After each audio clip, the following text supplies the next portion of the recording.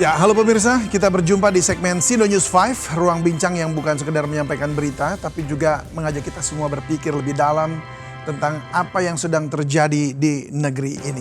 Saya David Silahoy.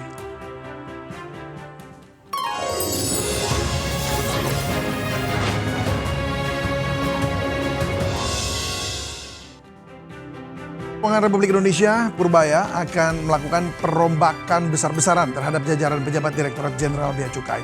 Dan hal ini dilakukan sebagai langkah evaluasi menyeluruh atas integritas dan kinerja institusi tersebut.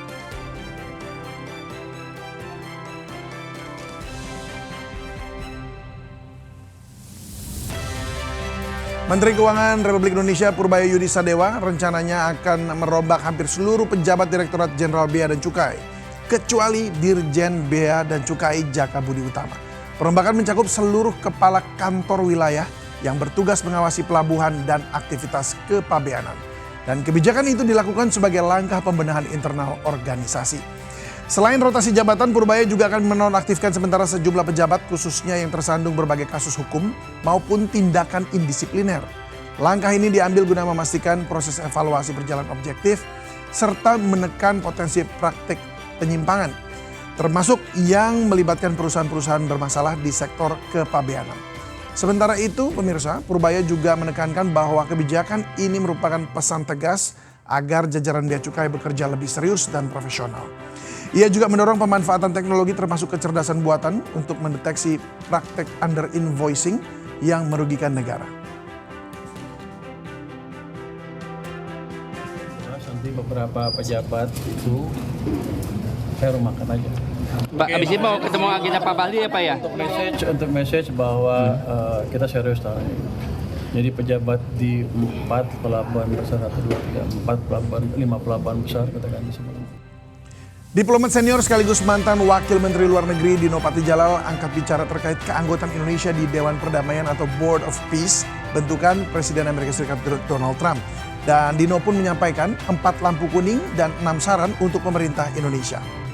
Salah satu lampu kuning yang disoroti Dino yakni tidak adanya referensi Palestina atau Gaza dalam pembentukan dewan dan hal ini dinilai membingungkan. Pasalnya piagam yang ditandatangani di Davos berbeda dengan yang dimandatkan PBB di mana terdapat 20 poin rencana perwujudan perdamaian di Gaza. Selain itu, Dewan Perdamaian ini dikontrol secara pribadi oleh Presiden Amerika Serikat Donald Trump. Ditambah lagi, masa kepemimpinan Trump sebagai ketua dewan tidak ada batas waktunya. Dan yang terpenting, Dino juga menyoroti adanya partisipasi Perdana Menteri Israel Benjamin Netanyahu.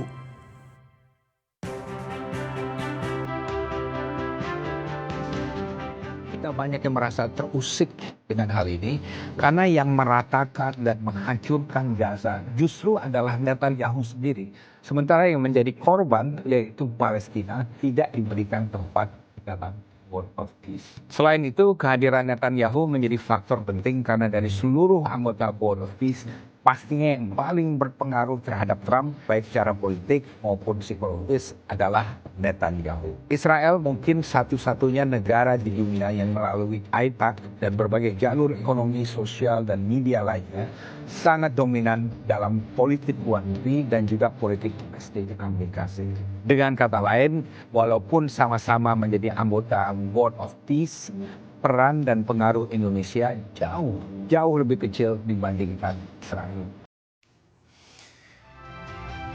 Ya, pemirsa, Komisi 3 DPR RI bereaksi terhadap penetapan tersangka dalam kasus pembelaan diri oleh warga Sleman. Langkah ini dinilai penting untuk menjaga rasa keadilan publik. Komisi 3 menilai perlu ada klarifikasi menyeluruh dari aparat penegak hukum terkait proses penetapan tersangka. Langkah ini diambil untuk mencari solusi terbaik bagi semua pihak. Seluruh pihak terkait termasuk Hogi Mia dan kuasa hukumnya akan dipertemukan dalam forum terbuka. DPR berharap proses hukum berjalan adil dan proporsional. Komisi 3 menegaskan kasus ini tidak boleh menjadi presiden buruk di tengah masyarakat. Penegakan hukum harus memberi rasa aman bagi warga yang menolong korban kejahatan. Kekeliruan dalam penanganan kasus dinilai dapat memicu ketakutan publik untuk bertindak saat kejahatan terjadi. Dan hal ini dinilai berbahaya bagi keamanan sosial. DPR RI menekankan pentingnya keadilan substantif dalam penanganan kasus semacam ini. Masyarakat diminta tetap percaya pada proses hukum. Komisi 3 berkomitmen mengawal kasus ini agar tidak merugikan warga yang bertindak melindungi keluarganya.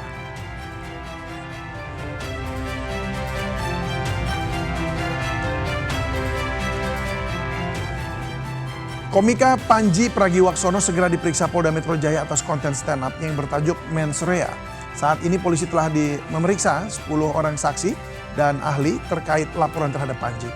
Polda Metro Jaya segera menjadwalkan pemeriksaan pada komika Panji Pragiwaksono buntut konten stand up Mens Rea-nya yang dilaporkan oleh beberapa pihak. Nah, saat ini polisi telah memeriksa 10 saksi dan ahli yang berkaitan dengan konten dan substansi yang pada materi Mens Rea Panji Pragiwaksono.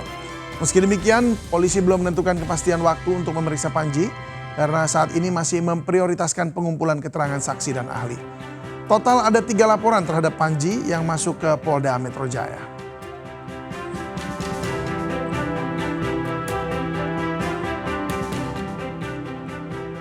Dari Sumatera Utara, Camat Medan Maimun Kota Medan Al Mukarrom Nata Praja dicopot dari jabatannya. Pencopotan dilakukan karena ia menggunakan kartu kredit pemerintah daerah untuk bermain judi online hingga 1,2 miliar rupiah. Camat Medan Maimun Kota Medan Mukarrom Nata Praja terbukti melakukan pelanggaran berat dengan menggunakan kartu kredit pemerintah untuk kepentingan pribadi. Al Mukarrom menggunakan anggaran pemerintah daerah untuk membayar utang, menyewa rumah hingga bermain judi online. Penggunaan kartu kredit pemerintah daerah dilakukan Al Mukarrom sejak Agustus 2025 lalu dengan total pemakaian mencapai 1,2 miliar rupiah.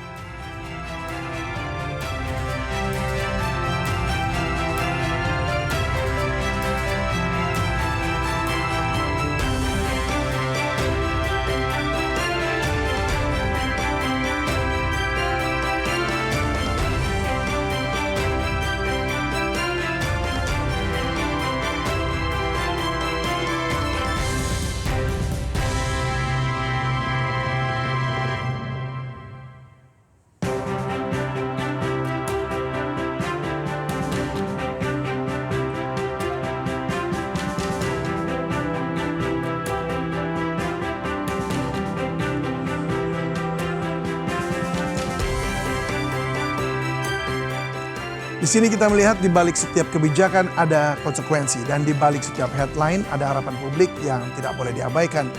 Dan kalau hari ini kita belajar satu hal, itu adalah kekuasaan bisa dibongkar, kebijakan bisa ditantang, dan suara publik kalau cukup lantang bisa mengubah arah. Saya David Silahoy, sampai jumpa.